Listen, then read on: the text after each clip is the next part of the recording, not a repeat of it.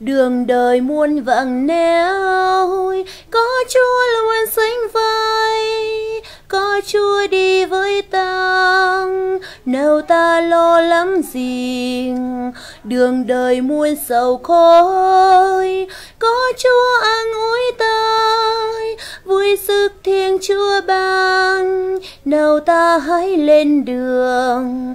Ta lên đường giàu danh Giêsu, ta lên đường ta đem yêu thương cho mọi người đưa cứu cho Chúa Chúa sang ngời.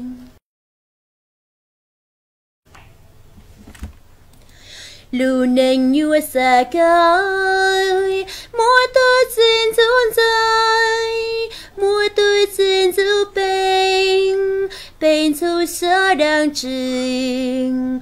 Lưu nền cho nhị cây, mỗi tôi chỉ thấy dù, mỗi tôi xin giữ bề cha chỉ xa mong bề cho chú kê lưu, bề mong bề dây kỹ dòng xa, dâu chú lành chua túi trong lá tây càng trì.